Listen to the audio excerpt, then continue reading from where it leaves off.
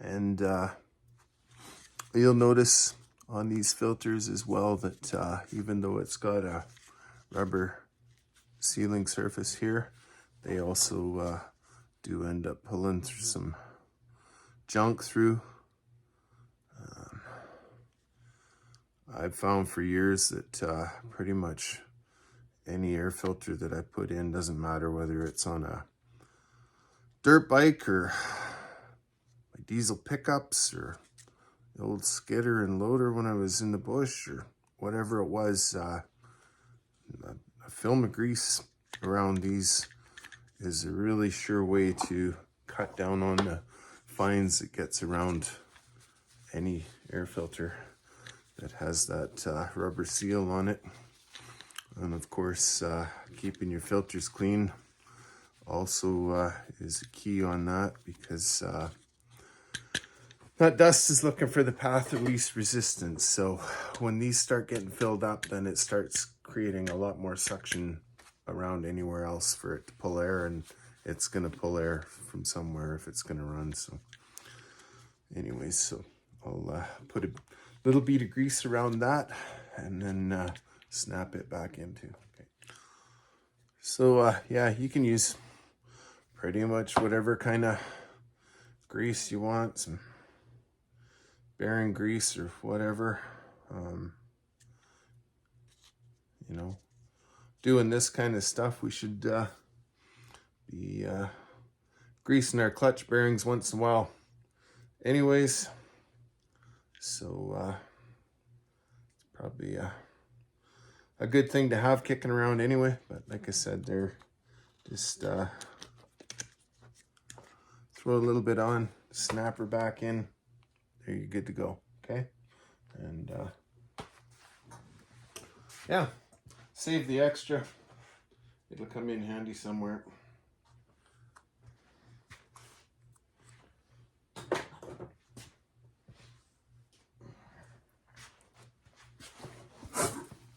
Now, got the muffler to put on. Actually, maybe I'll show you some of the little bit of mod work that I did on this. So, I'm not charging the guy for porting, so I just did a little bit of stuff to improve flow on this, lower transfers, and kind of funneled the exhaust port as well. I really prefer them rounded out, and I smoothed her up, and then kind of matched this up for it too. And then this guy's not running screens this winter here, and he's only in the city anyways. So, but yeah, really tiny little exhaust hole here.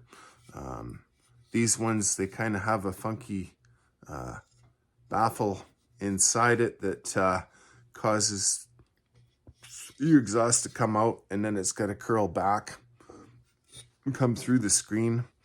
And in that area is actually fairly decent. It's probably like half an inch thick and close to 2 inches wide, 1.5 inches, 3 centimeters, 1 centimeter kind of thing.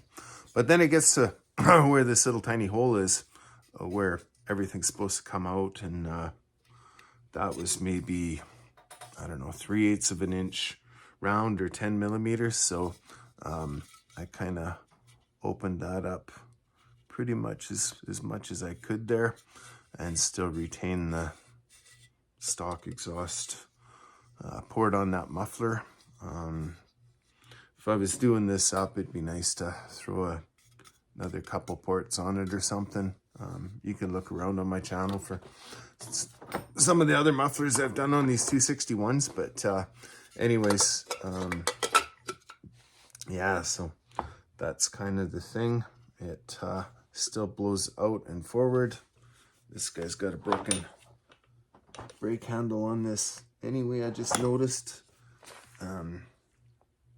Yeah, these guys like dropping their stuff out of trees, so all those 201 TCs that I did the other day, they were from them too. And it doesn't matter whether it's a brand new saw that's got the tank blown apart on it and the wiring harness, or the older one that's all busted up too. But anyways, I'll end up using the soldering iron and just heating this back up and mending that so that it holds together a bit too. But anyways, yeah, so still use the stock port kind of out and forward, so we're not going to end up melting the you can call it a brake flag, I guess, if you're south of the line, and up here it's a chain brake handle or chain brake lever or whatever. But anyway, yeah. Okay, I'll catch you in a bit.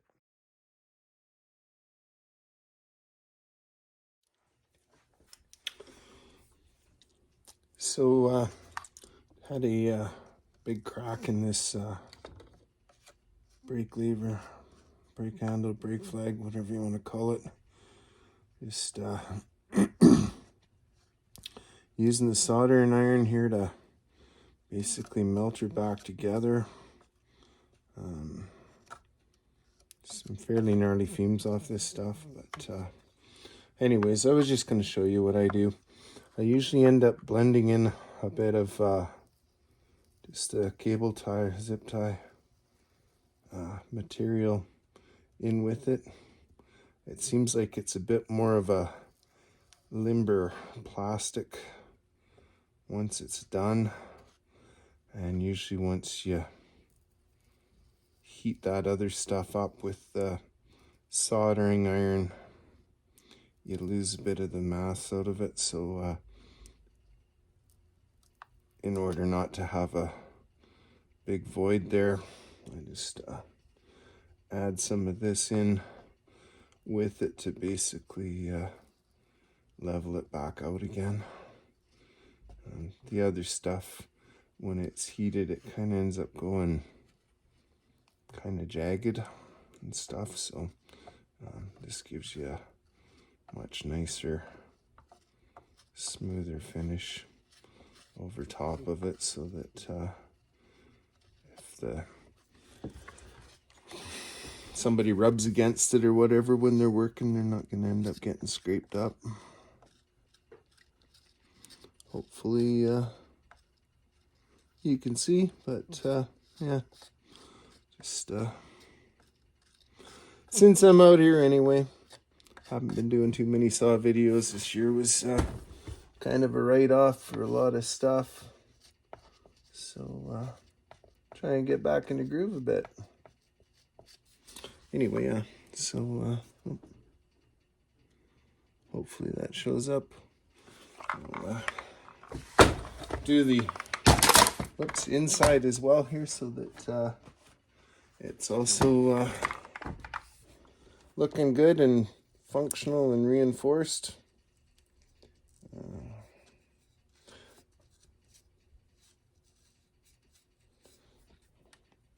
Save having to either buy another brake flag, brake handle, or else having the saw